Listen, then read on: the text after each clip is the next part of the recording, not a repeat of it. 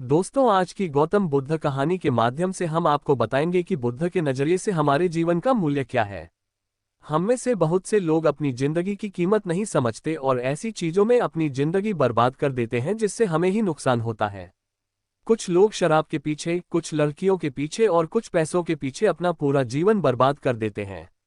आज की बुद्ध कथा के माध्यम से आपको पता चलेगा कि हमारा जीवन कितना अनमोल है और हमें अपना यह अनमोल जीवन कैसे जीना चाहिए।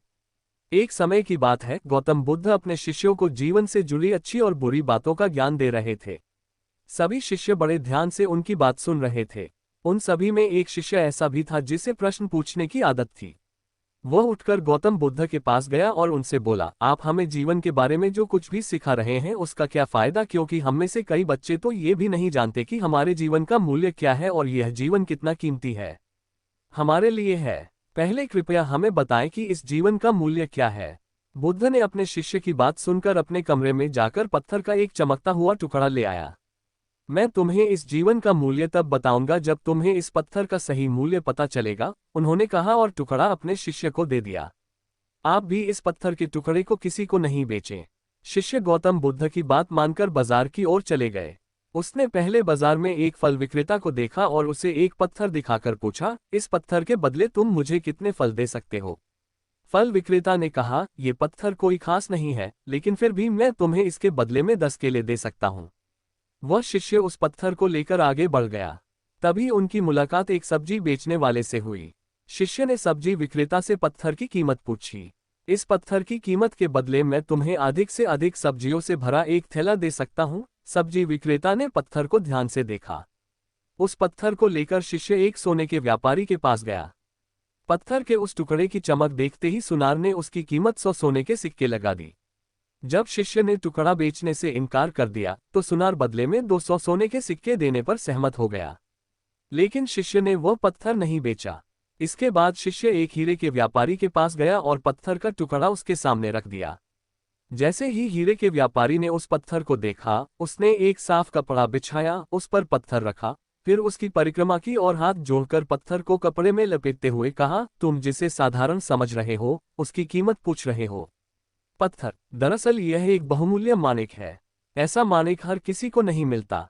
अगर मैं अपना सब कुछ बेच भी दूं तो भी मैं उसकी कीमत नहीं चुका सकता। उस व्यापारी की बातें सुनकर शिष्य आश्चर्यचकित रह गया। वह भागता हुआ सीधा बुद्ध के पास आया और बाजार में जो कुछ भी हुआ उसे बताया। उसकी आश्चर्यचकित बातें सुनकर गौतम बुद्ध बोले, तुम्हारे प्रश्न का उत्तर इस माणिक के मूल्य में ही छिपा है। हमारा जीवन भी एक माणिक है। माणिक की तरह ये भी अनमोल है, लेकिन हम इस बात को हमेशा नजरअंदाज कर देते हैं और अपने जीवन की कीमत नहीं समझते हैं। हम दूसरों को देखकर और उनके जैसा जीने की कोशिश करके अपने जीवन का मूल्य कम कर देते हैं। हम सोचते हैं कि हमारे जीवन का मूल्य वही है जो दूसरे हमें बताते हैं, लेकिन हमेशा याद रखें कि दूसरा व्यक्ति आपको अपनी स्थिति, बुद्धि और समझ के अनुसार महत्व देता है। जीवन केवल एक बार मिलता है, इसलिए इसे बर्बाद मत करो। अपने जीवन को उतना ही मूल्यवान समझें जितना आप अपने बैंक में मौजूद पैसों को मानते हैं। आज के समय में लोग प्यार, पैसा और दिखावा जैसी चीजों को अपनी जान से भी ज्यादा कीमती मानते हैं। लोग प्यार की वजह से आत्महत्या कर लेते हैं।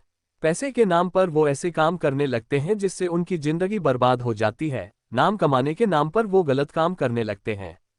हमेशा याद रखें कि दिखावा करना जरूरी नहीं है। प्यार दोबारा पाया जा सकता है, पैसा दोबारा कमाया जा सकता है, लेकिन जिंदगी दोबारा नहीं पाई जा सकती।